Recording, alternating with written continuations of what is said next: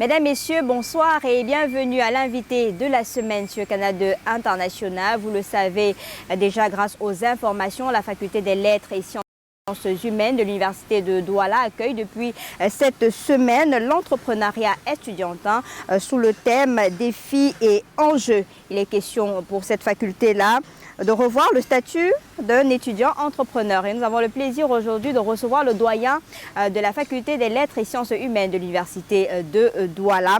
Il s'agit du professeur Robert Kwang et c'est avec beaucoup de plaisir qu'on le reçoit. Professeur, bonjour. Bonjour, bonjour Canal 2 et c'est un honneur pour moi d'être reçu à cette émission. Comment vous allez? Je me porte relativement bien au regard de la manière dont se tient la faculté des lettres et sciences humaines aujourd'hui.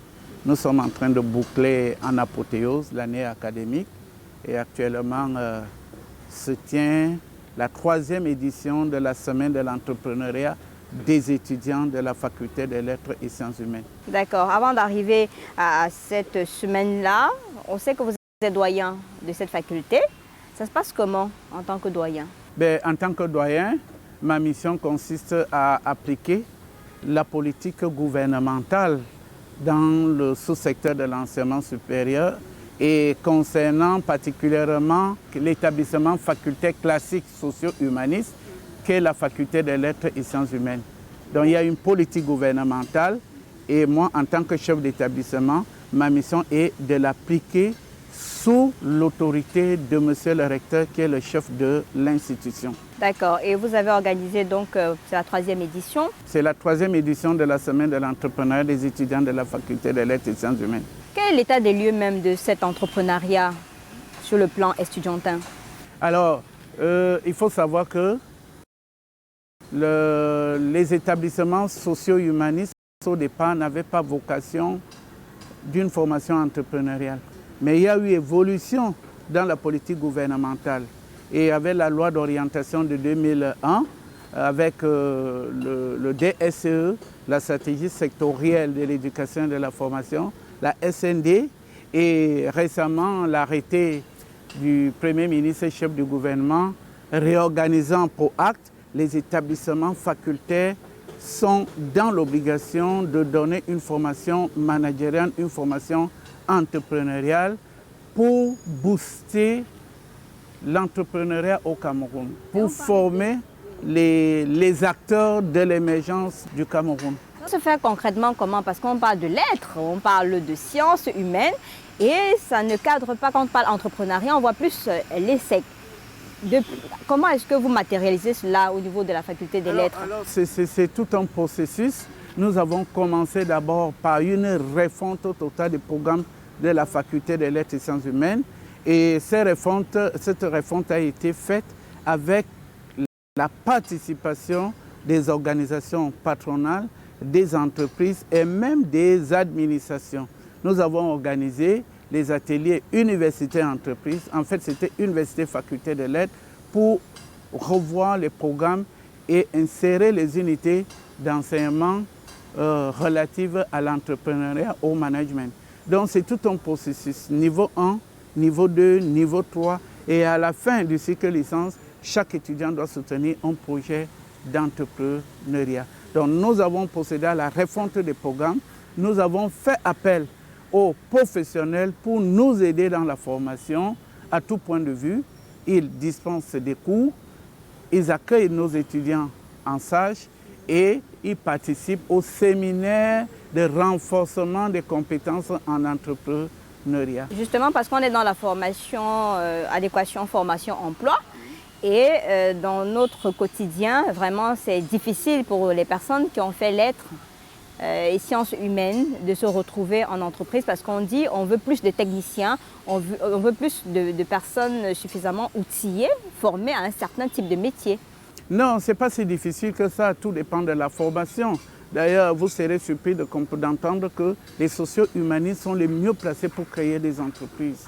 Dès le départ, dès le niveau 1, ils sont initiés à la création des entreprises, à la gestion des entreprises. De telle sorte qu'au niveau 3, ils sont déjà assez outillés pour soutenir un projet entrepreneurial. Et ensuite, chaque étudiant de la faculté des lettres est appelé à aller faire un stage dans une entreprise, dans une administration, dans une ONG, pour s'approprier des réalités du terrain. Mais comment amener ces étudiants-là à entreprendre aujourd'hui? Puisque tout le monde voudra avoir du matricule à la fonction publique, etc. Quel langage que vous tenez pour les amener? Alors, c'est une révolution que nous sommes en train de mener à la faculté des lettres. Par un changement de paradigme, nous faisons comprendre à ces étudiants qu'aujourd'hui, le mythe du fonctionnariat s'est estompé et que pour bâtir un Cameroun solide de l'avenir, solide de l'émergence, ça ne peut se faire que par l'entrepreneuriat. Et que quand vous avez une licence, un baccalauréat d'abord, et un baccalauréat, un GCE, vous êtes apte à créer une entreprise dans le secteur primaire, dans le secteur secondaire et dans le secteur tertiaire. Et dans nos offres de formation en entrepreneuriat, il y a deux modèles. Le premier modèle, c'est une initiation au métier de la filière. Ça veut dire que si vous faites histoire, il y a les métiers de l'historien, les entreprises que peut créer un historien.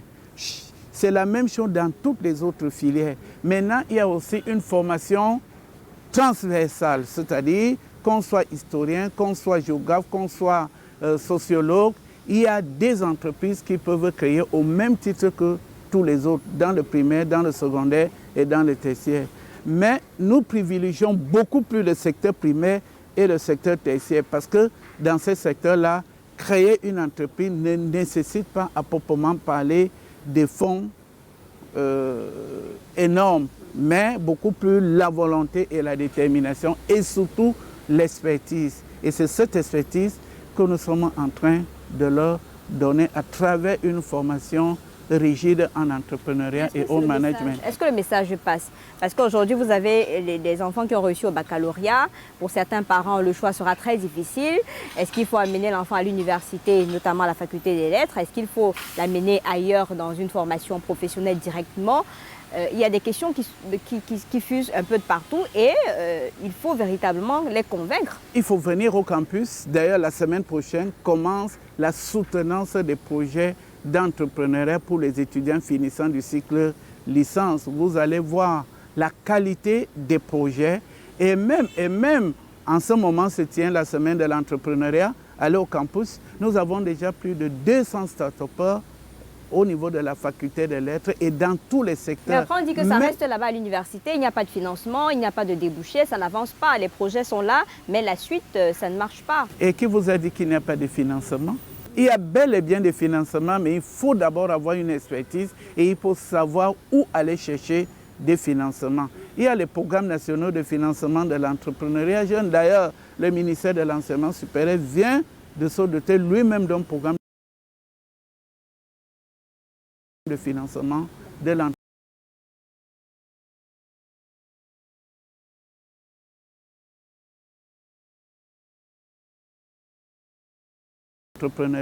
en milieu étudiantin. Donc, créer une entreprise, ce n'est pas d'abord une question d'argent. C'est d'abord une question de volonté, de détermination et surtout d'expertise. Et c'est ce que nous faisons comprendre à nos étudiants. Et nous faisons appel aux professionnels, c'est-à-dire ceux qui viennent parler de l'entreprise sont ceux-là qui ont déjà une entreprise, une expertise et une expérience qu'ils peuvent donc partager avec nos étudiants.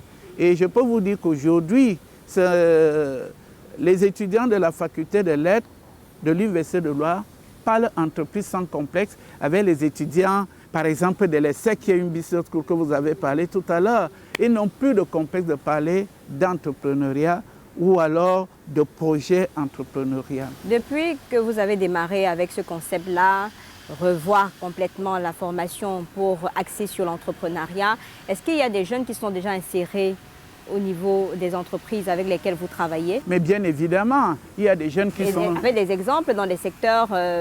Dans le secteur de la communication, d'ailleurs, le département de communication est l'un des fleurons de la faculté des lettres et sciences humaines dans le domaine de la communication et même dans le secteur primaire.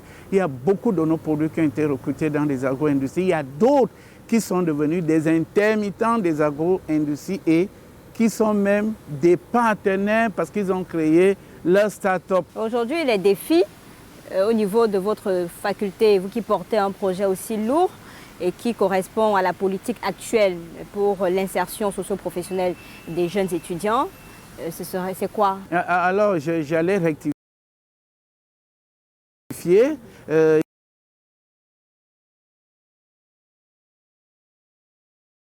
Je ne porte qu'un projet, je ne suis qu'un exécutant qui applique la politique gouvernementale dans... Mais vous matérialisez cela au niveau de l'université. Par rapport au programme 242, la professionnalisation des établissements facultaires classiques, qui est l'un des programmes du ministère de l'enseignement supérieur. Donc ce n'est qu'au niveau de la faculté des lettres que je suis chargé d'implémenter cette politique, évidemment, sous l'œil tutélaire et bienveillant du chef de l'institution. Bon, maintenant, les défis. Alors, l'objectif est d'amener les étudiants à comprendre que la voie salvatrice aujourd'hui pour un pays comme le Cameroun, pour les pays de l'Afrique centrale, parce que nous avons une forte communauté d'étudiants venant d'autres pays de l'Afrique centrale, comme par exemple le Tchad, que la voie salvatrice aujourd'hui, c'est celle de l'entrepreneuriat. C'est ça le défi. Mais on a peur d'entreprendre, monsieur le doyen. Les jeunes aujourd'hui ont peur.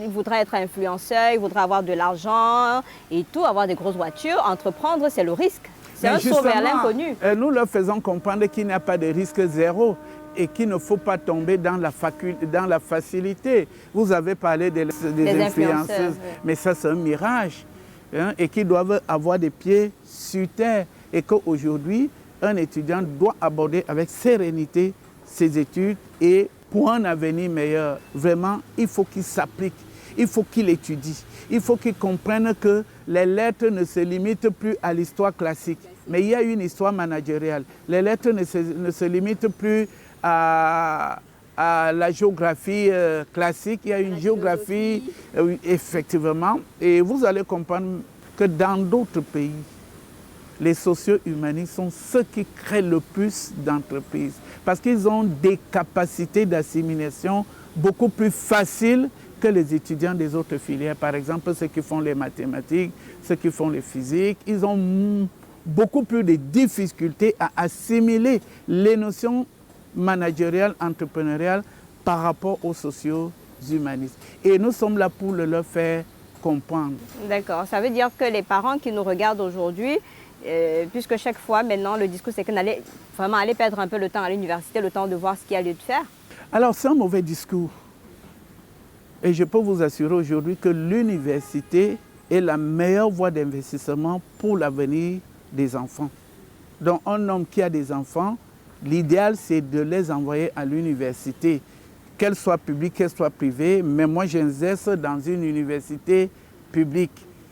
Et nous sommes là pour former la jeunesse camerounaise, la jeunesse africaine, et nous nous appliquons à ce que cette jeunesse soit bien formée. Mais quand vous regardez nous ne bourrons plus leur tête seulement des notions théoriques. Maintenant, nous renforçons la théorie à la pratique, à travers des stages en entreprise. Chaque année, je signe au moins 8000 recommandations dans les entreprises, et nos étudiants sont bien accueillis dans ces entreprises-là. Parfois même, les chefs d'entreprise sont surpris de constater que ce sont les étudiants d'une faculté de lettres qui viennent demander un stage de renforcement des compétences en entrepreneuriat. Mais quand on vous écoute parler, on a l'impression que c'est aussi facile. Est-ce qu'il y a des difficultés dans l'implémentation? Non, ce n'est pas facile et ça n'a jamais été facile.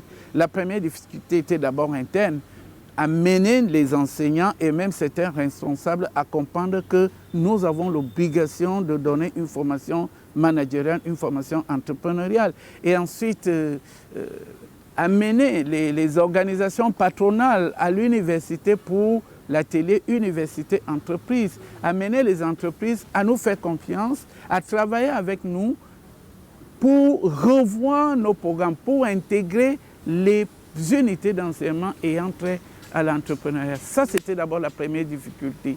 Ensuite, la deuxième difficulté, c'était les étudiants eux-mêmes. Certains nous disaient, mais monsieur le doyen, nous ne sommes pas les secs ici, c'est là-bas qu'on apprend l'entrepreneuriat. Non. Que nous, avec la philosophie, avec la sociologie, qu'est-ce qu'on a à faire? Il n'y a pas qu'à l'ESSEC, il n'y a pas qu'à l'UIT où on apprend l'entrepreneuriat. Désormais, on apprend aussi l'entrepreneuriat à la faculté des lettres et sciences humaines. Et il y a certains collègues qui disaient, bon, vos histoires, tes histoires d'entreprise. J'ai dit, non, ce ne sont pas mes histoires. Lisez les textes organiques de notre système d'enseignement supérieur. Vous allez voir que depuis la loi d'orientation universitaire de 2001, on parle déjà de la professionnalisation. Regardez le chapitre 250 du DSE. On parle d'un enseignement supérieur professionnalisé. Regardez la stratégie sectorielle de l'éducation et de la formation. Il y a déjà des passerelles qui permettent à un étudiant d'une faculté socio-humaniste comme la nôtre de s'insérer dans le domaine de l'entrepreneuriat. Et aujourd'hui, les petits pas, ça avance, ça marche, parce que tout le monde reste dubitatif. Apparemment, le message n'est pas encore véritablement ancré dans les familles, parce que ça fait quelques jours seulement les résultats du bac sont disponibles. Et les parents ont véritablement du mal à comprendre que l'université d'hier, ce n'est plus l'université d'aujourd'hui. Effectivement, l'université d'hier, ce n'est plus l'université d'aujourd'hui. La faculté des lettres et sciences humaines d'hier, ce n'est plus la faculté d'aujourd'hui. Vous avez des bacs plus 4 qui sont au chômage. Il y a eu une mutation au niveau de la faculté des lettres. Est-ce que ça marche? Moi, je me réfère aux résultats. Aujourd'hui, dans les forums de compétition, c'est les projets des étudiants de la faculté des lettres qui sont primés. Et lorsqu'on regarde également les start-up que nos étudiants ont créés, je me dis que ça valait la peine et que le gouvernement du Cameroun ne s'est pas trompé. D'accord. Est-ce que ça se limite seulement à une semaine de l'entrepreneuriat estudiantin? Est-ce qu'il y a un suivi permanent au niveau, sur le terrain, dans ces organisations patronales, pour que véritablement ça ne reste pas seulement au sein du campus? La semaine de l'entrepreneuriat fait partie d'un package dans le cadre de la formation. Il y a d'abord l'initiation à l'entrepreneuriat, l'initiation au management, l'initiation au montage, à la maturation des projets. Et ensuite, chaque étudiant, dès le niveau 1, est appelé à avoir une idée et ensuite de transformer son idée en un projet et de soutenir ce projet au niveau 3. Et maintenant, la semaine de l'entrepreneuriat permet aux étudiants de la faculté des lettres de montrer à l'université camerounaise, à la société camerounaise et même à la communauté internationale leur savoir-faire managérial. Que désormais, lorsqu'on parle de l'entrepreneuriat, ça se fait avec les étudiants de la faculté des lettres et sciences humaines. Donc la semaine de l'entrepreneuriat n'est qu'une vitrine pour montrer de quoi sont capables, dans le domaine de l'entreprise, du management, les étudiants de la faculté des lettres et sciences humaines de l'université de Douala. On montre tout ça, mais vous avez toujours des bacs plus 5, bacs plus 10, bacs, tout ce que vous pouvez imaginer dans le jargon de l'opinion publique, qui n'arrivent véritablement pas à décoller et qui finalement, avec des magnifiques projets présentés, se retrouvent à la fin à finir dans l'informel. Tout dépend de la formation. Oui, j'ai dit, bon, les produits de l'université, ce ne sont pas les produits spécifiques de la faculté des lettres, mais moi, je suis en train de vous dire qu'aujourd'hui, nous mettons le paquet pour que dès le niveau 1, l'étudiant comprenne qu'il est le maître de son destin, que l'avenir lui appartient, ou alors son avenir sera ce qu'il voudra. Et pour que son avenir ne soit pas un calvaire, il a l'obligation d'assimiler les notions d'entrepreneuriat et de management. Et que l'entreprise, ce n'est pas seulement pour les autres, c'est aussi pour les étudiants de la faculté des lettres et sciences humaines. Nous allons même plus loin en leur disant que même si demain, vous adoptez une carrière de fonctionnaire, vous aurez mieux à gagner à avoir également une entreprise dès lors qu'elle n'est pas incompatible avec votre métier.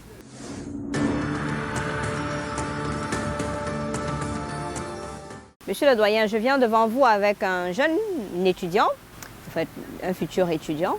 Vous lui direz quoi exactement pour le motiver à faire les choix pour un avenir prometteur? J'aurai d'abord un entretien avec lui. Quand je dis, ça veut dire qu'au niveau de la faculté, il y a des cadres d'orientation. Il y aura d'abord un entretien avec lui. Qu'est-ce que vous voulez faire? Qu'est-ce que vous avez discuté avec vos parents? Est-ce que vous êtes en phase avec l'orientation de vos parents? Et il nous arrive de constater que parfois, les jeunes choisissent des filières, pas parce qu'ils voulaient, mais parce que les parents ont imposé cela. Et nous avons dans cet entretien et nous leur disons, bon, de toute façon, les parents, c'est bien, c'est eux qui financent, mais toi, c'est ton avenir. C'est à toi de choisir entre ce que tu veux vraiment faire et ce que les parents ont décidé. C'est donc à toi d'aller convaincre tes parents. Et parfois même, nous recevons les parents, nous discutons avec eux sur l'orientation de leurs enfants. Maintenant que l'orientation est déjà faite, la préinscription, l'inscription sont déjà validées, les cours commencent. Et là, nous avons donc des séances de rencontres avec des étudiants au niveau de la faculté, au niveau de chaque département. Et ensuite, nous avons des séminaires de formation en entrepreneuriat. En fait, nous faisons venir des anciens étudiants de la faculté des lettres qui sont déjà dans le domaine de l'entrepreneuriat. Je suis un ancien produit de la faculté de lettres. Et vous connaissez aussi d'autres qui viennent renforcer, parce que pour nous, ils sont les ambassadeurs de la faculté des lettres. Alors, c'est la meilleure leçon, parce que quand un étudiant voit devant lui un manager et qu'il y a de cela 10 ans, 15 ans, il était étudiant, là où il est, il se dit que demain, je pourrai aussi être là où il est. D'accord. Et aujourd'hui, les concepts clés de l'entrepreneuriat estudiantin, c'est quoi? Quand on parle de concepts clés de l'entrepreneuriat, on voit d'abord initiation à l'entrepreneuriat, initiation au management, initiation au montage des projets. Il y a d'abord idée, il y a projet, il y a maturation, et c'est tout ça qui conduit à l'entrepreneuriat. Et qui dit entrepreneuriat, dit activité économique, et qui dit activité économique, dit insertion professionnelle. Et qui dit insertion professionnelle, dit revenu pour s'insérer dans la société d'aujourd'hui, pour s'épanouir si vous voulez. On veut l'argent là. On veut non, gagner non, justement, c'est ça que nous disons à nos étudiants. Il faut que je lance sur le business là, il faut que dès 6 mois, 1 an, que ça soit rentable. Nous disons à nos étudiants que la facilité est contre-productive. Ne tombez pas dans la facilité. Et nous leur faisons même comprendre que créer une entreprise ne veut pas dire que cette entreprise va prospérer. Vous créez une entreprise, elle ne réussit pas. Vous créez une seconde, elle ne réussit pas. Vous créez une troisième. C'est à force d'échecs que probablement vous allez réussir. Donc nous préparons psychologiquement nos étudiants à des échecs futurs et à des rebondissements. Mais quand vous regardez le mental de ces jeunes aujourd'hui, vous avez une pléthore de jeunes qui viennent d'horizons vraiment divers. Est-ce que vous pensez que ces jeunes ont le mental pour accepter les concepts de l'entrepreneuriat aujourd'hui?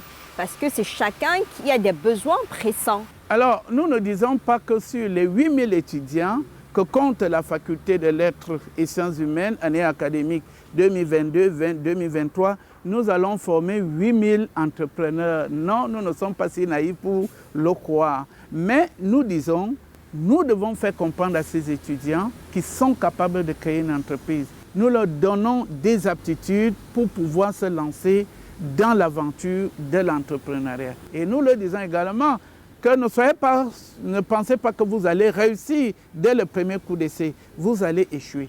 Et nous disons, actuellement, nous avons 8000 étudiants, mais nous avons près de 200 start-upers. Et si sur les 200 start-upers, nous avons 100 managers, demain, c'est déjà un pari gagné. Mais justement, entreprendre aujourd'hui au Cameroun, ce n'est pas évident, hein, au regard des pressions, des difficultés, tout ça. Et ça ne facilite pas véritablement le discours. Alors, je ne pense pas qu'il y a un pays au monde où entreprendre est facile. Entreprendre est toujours difficile.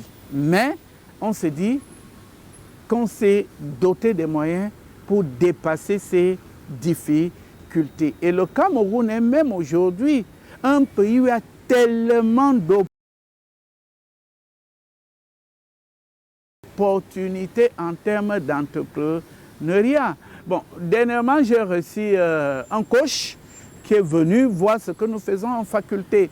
Il ne comprenait pas qu'un établissement socio-humaniste, que nous formons nos étudiants à créer les entreprises du secteur primaire, du secteur tertiaire. Nous disons non, nous ne pouvons pas nous limiter au secteur tertiaire, les industries culturelles, les cabinets d'expertise.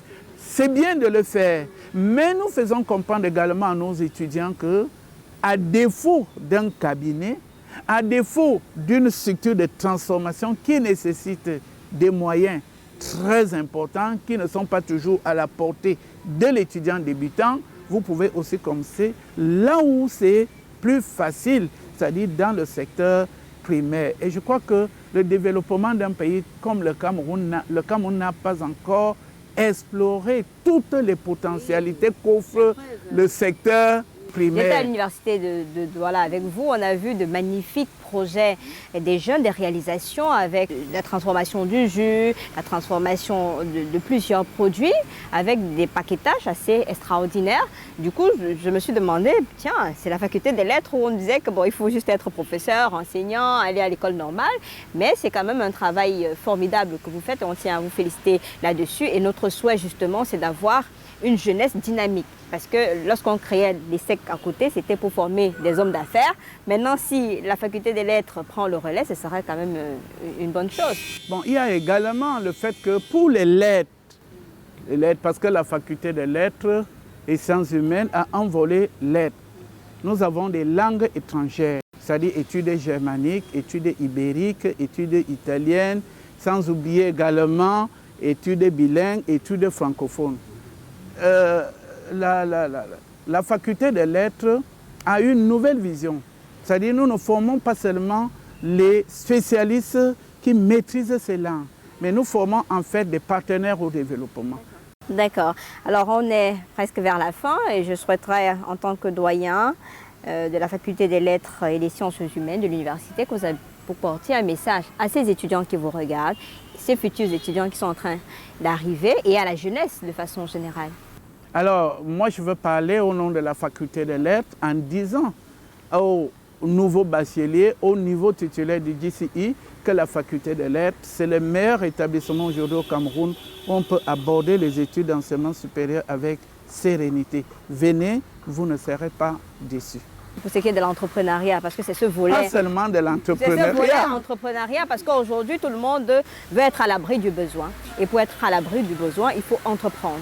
Oui, mais il n'y a pas que l'entrepreneuriat. Nous ne sacrifions pas le caractère socio-humaniste parce qu'au départ, il y a d'abord l'homme. J'ai amené une équipe de la faculté des lettres rencontrer un maire de la ville de Douala.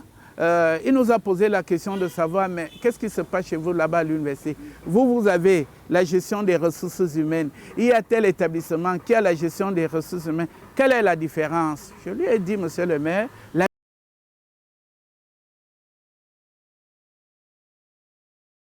différence, c'est que quand nous formons nos étudiants, ils ont une plus-value socio-humaniste.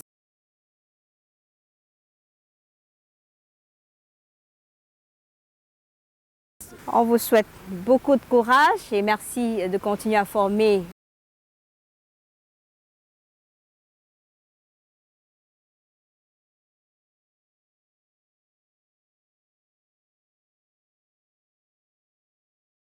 les Camerounais, les leaders de demain, parce que dans un pays sous-développé, on a besoin d'une économie forte. Et ça passe par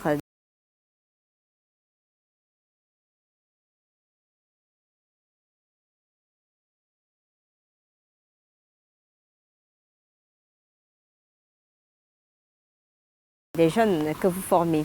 Professeur Robert Kouan, ça a été un plaisir de vous avoir sur notre plateau, l'invité de la semaine. C'est moi qui vous remercie aussi au nom de l'Université de Douala, au nom de la Faculté des lettres et sciences humaines. Vous serez toujours les bienvenus au campus. Merci beaucoup. On reviendra faire le bilan avec vous, avec ces jeunes bacheliers qui arrivent. Vous serez très bien accueillis et moi je vous conseille de venir sans passer par le décanat et d'aller discuter directement avec les étudiants et vous aurez une idée de la révolution qui est en train de se faire au niveau de la faculté des lettres et sciences humaines. J'ai déjà une idée, c'est pour ça que je vous félicite en direct parce que j'étais là et j'ai vu ce que les jeunes ont fait et on vous a d'ailleurs félicité ce jour-là. On était avec Laurence Yongo, on a présenté véritablement des jeunes dynamiques et tout le monde se posait la question, comment est-ce que des jeunes pareils sortent de la faculté des lettres? Alors je ne sais pas si je mérite les félicitations, moi je ne suis qu'un exécutant. c'est monsieur le recteur qui mérite les félicitations. D'accord, ça a été un plaisir de vous avoir. Vous êtes le doyen de la faculté des lettres et sciences humaines de l'université de Douala. On aura l'occasion de revenir faire le point avec vous, ce qui se passe réellement sur le terrain. Mais toujours est-il, nous qui étions sur le terrain, des bonnes choses arrivent. Mesdames, Messieurs, ça a été un plaisir également d'être des vôtres pour cet autre rendez-vous de l'invité de la semaine sur Canal 2 International. Je vous reviens la semaine prochaine avec un autre invité et une autre thématique. Et merci surtout à toute l'équipe technique à la réalisation de ce programme. Bonsoir.